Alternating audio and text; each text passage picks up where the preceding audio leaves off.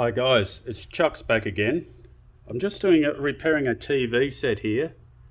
It's a Australian television, model 55N4 from Hisense from China, and it says Australia.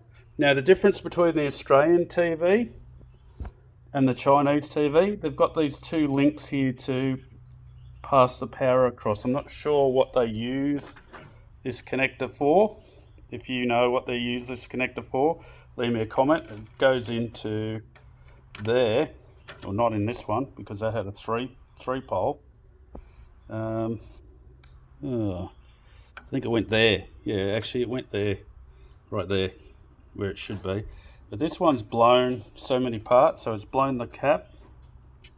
It's blown these three resistors, this inductor, and probably a couple of these FETs as well, plus one of the capacitors. I'd say the capacitor went short or reduced its capacitance and then took out the other two parts here. I'm not sure whether these two are dead or not, but I'm reckoning they're still okay. It wasn't worth buying the parts and fixing it, because I might have fixed it or might not have, and I might have had to have waited a while for these transistors. So I bought one of these boards from AliExpress, virtually the same board except with the difference from China, and I just put these two wire, they're just wire with a ferrite on them, through and shorted them across. And I'll screw this back in. This is for my son-in-law. I don't normally fix TVs anymore. I used to do it as a job, between the military. So I will put this back together again. So if you don't know anything about these TV sets, this is your power supply. It feeds power to the display for the lighting. It also feeds power to the main processing board. It's the processor board.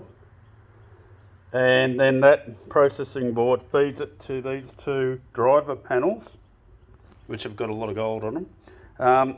Driver panels, which will drive the actual LED. So the other one just drives the colour, or not the colour, the lighting.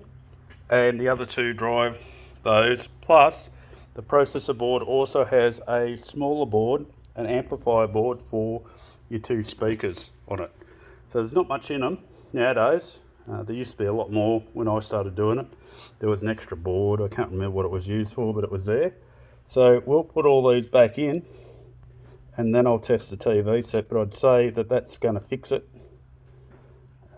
considering looking at that one, it had a bad day. So if you've got a Hisense TV set, you can look it up on AliExpress and you will be able to find parts to fix your telly.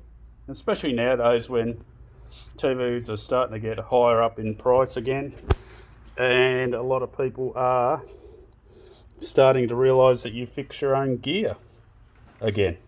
So we used to have TV repair guys everywhere. Now we don't.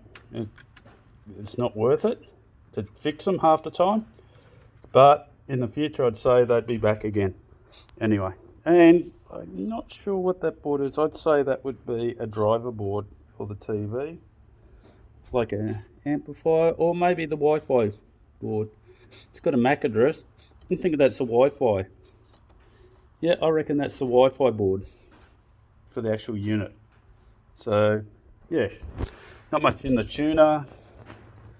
Yeah, there's a buck boost converter system there for the power after it comes in, and that feeds it to the processor, and the processor has maybe a chip for if you want to hook it up to networking, and I believe that this is a Wi-Fi board. So if you've got any questions about TV sets or stuff like that, give me a yell, leave it in the comments. I'm only trying to get rid of this at the moment because at the moment I'm trying to clean up over there so I can start running wires down into the cabinet. I have to use the steel out of this. I'm hoping to use the steel out of this, so I'm recycling a recycle bin. to use that recycle bin for my batteries. For my solar panels on the roof, which I've slowly gotten up there. Yes, it did actually work. So yeah, I got that for $30, so that's enough steel to do the job. So I'm going to try and make 2 or 3 shelves out of it. Yes, I'm cheap, and yes, I have to do what I can.